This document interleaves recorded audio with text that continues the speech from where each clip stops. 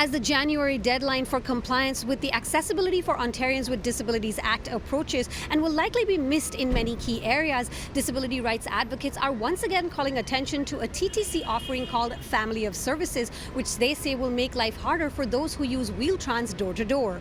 It would enable the TTC to tell you, well, we're not going to take you door to door. We're going to take you part way, and then we expect you to take the conventional system the rest of the way or part of the rest of the way, and then we'll pick you up with another Wheel-Trans vehicle.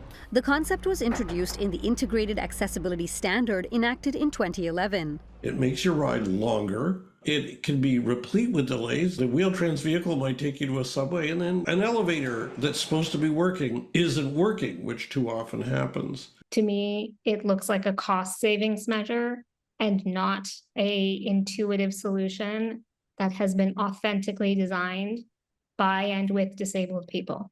Another aspect of the legislation advocates find troubling is the requirement that transit authorities re-register disabled people and separate them into categories, giving them unconditional, conditional, or temporary eligibility to paratransit services. Whereas I used to be kind of unlimited access, door to door, I've now been downgraded to conditional access, which means that outside the hours of kind of rush hour, I'm supposed to be using Family of Services.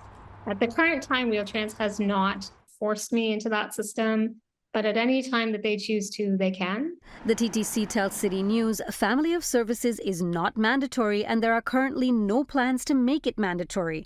Any change would only come following robust public consultation and approval by the TTC board. We are very fearful that despite the TTC sometimes claiming they're not going to impose it, that they will.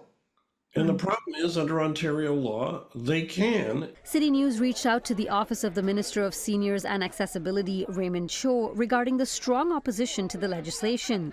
They refused to comment, saying it's a local transit issue and referred us back to the TTC. Now, the TTC stresses that current Wheel-Trans customers will not see any changes to the services they receive. But advocates say as long as the legislation stays in place, they don't feel safe. For City News, I'm Dilshad Berman.